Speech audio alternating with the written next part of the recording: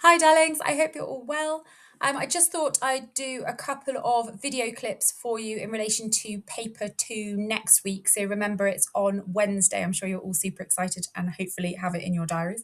But rather than trying to find a time that works for everyone or coming into school, etc., I'm going to do some short clips online, which I will share with you, hence you're seeing this, so that you can watch them as and when you choose.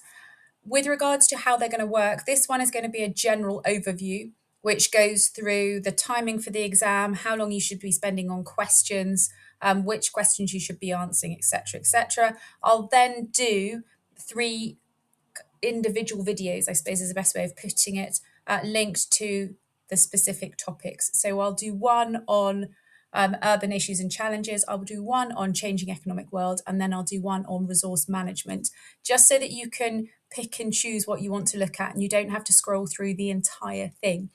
What I'll also do, kind of dotted throughout all of these, is I'll make mention to case studies and such like, just so if you're sitting there thinking, I can't quite remember what's what, you can have a look.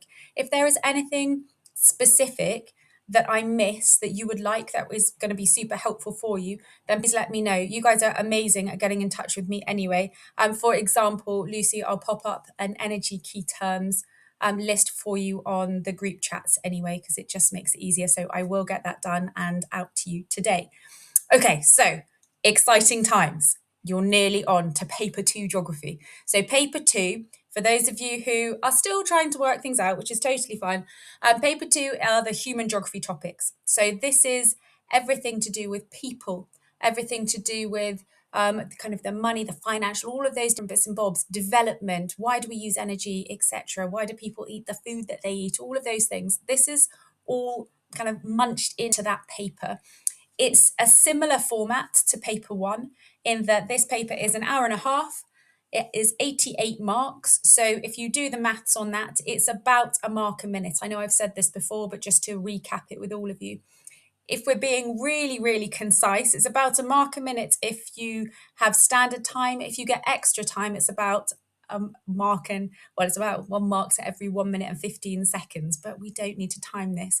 The kind of general rule of thumb is if you are working to the normal timings, then a 4 minute mark is going to, or four marks is going to take you 4 minutes.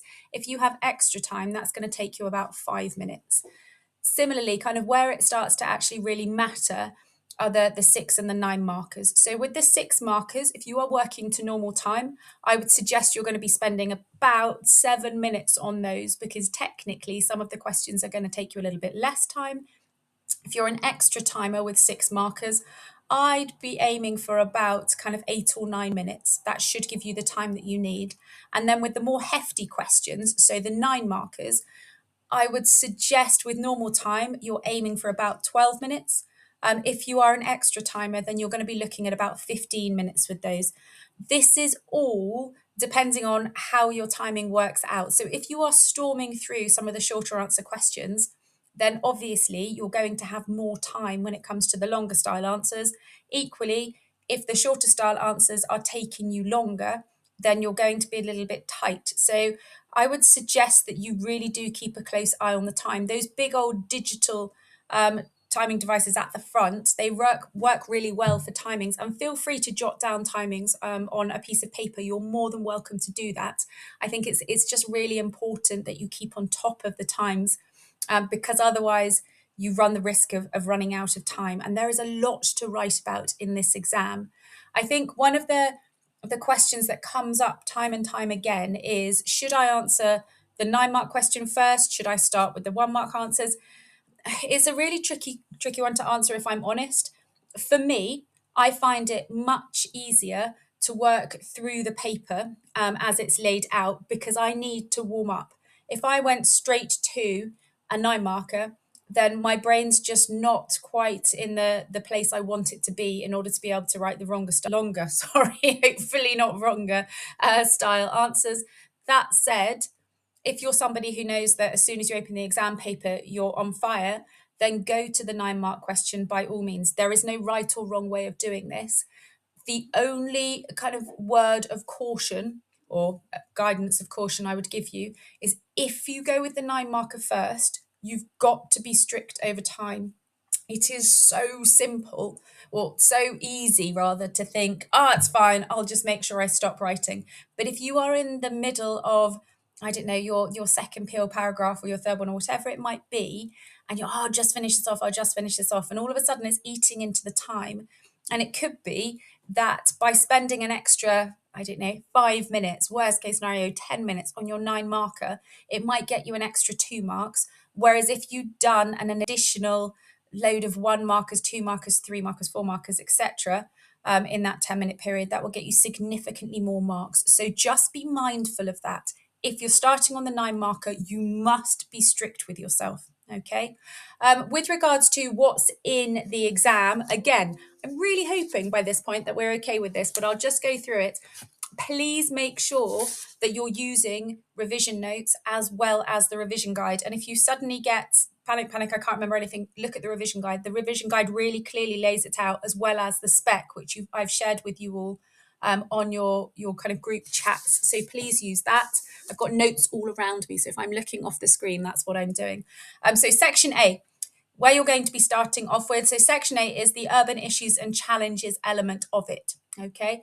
And with regards to urban issues and challenges, this is going to require you to answer a 9-mark question. So I'm sure you're all going to be thrilled by that. There's 35 marks in this section. So it's not just the 9 marker. You're going to have the opportunity to look at other areas and other elements as well. But please just make sure that when it comes to any 6 and 9 mark questions, you are tying in case study information as best as you can.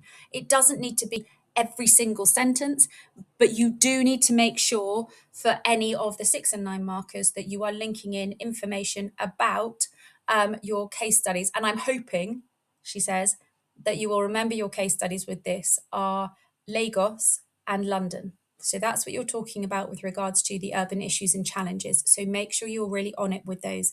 As I said, I'm going to do another video that will go through that in a bit more detail. The second section, again, it's the 35 marks. Again, you're going to have the 9-mark question that you've got to do. This one is the changing economic world. So this is looking at larger scale ideas. So this is talking about Nigeria and the UK. So bigger issues. It's things like the North-South divide. It's things like HS2. It's things like, the rural-urban divide in Nigeria. All of those different bits and bobs that may not have re-entered your brain yet, that will. That's what we're talking about. They are nowhere near as interested in the city element in this part. So please bear that in mind. Again, you've got to be specific. This is the one where there's key terms are needed as well. So things like development, demographic transition model, population pyramids, all of those kinds of things. But again, I'll talk to you about that in another video. And the final section is the challenge of resource management. This is a bit of a funny one, and this is one of those ones similar to glaciation that people start panicking about. There's absolutely no need. The first section with regards to resource management, you're going to have to answer those questions. So it's kind of generic, but you can all do that because you've done kind of the overview of energy, food, and water. The second part of resource management is when you then stop and check, okay, have I been taught water? Have I been taught food? Or have I been taught energy? Okay, depending on who has taught you will dictate what you've done. So typically, my classes will have done food. Mr. Majid covered energy and Mr. Atkinson covered water. So you need to just stop and look at your notes. If you genuinely can't remember, just go back over with yourselves or check with your teacher. I know there's a couple of you that have changed, and that's absolutely fine. But just please make sure that when you open the paper, you don't go, oh, actually, that one looks quite fun. I'm going to go with that one. Because there are specific information and there are specific case studies that you must cover. So just please don't go rogue. You only have to answer one of those, though. So either food or water or energy, the one that you have been taught. Okay. Other kind of generic guidance before I go down the specific route is, and I've banged on about this so much, so you're going to be sick of listening to my voice, for which I apologize. The figure questions. The figure questions, which are typically kind of the 4 6 and can be 9 markers as well. You have got to use the figure. Even if it's a 3-mark question that says describe the distribution of, I don't know, GNI throughout the world or something, you've got to refer to the figure. So please don't write the best answer ever known to mankind, but don't include the figure because you will not get full marks. Anyway, I'm going to stop jibber jabbering on. I'll upload this one so you can see it. I will then start talking through the next or the different sections so that you can choose which areas you want to have a look at, and we'll go from there. Thank you so much. See you later.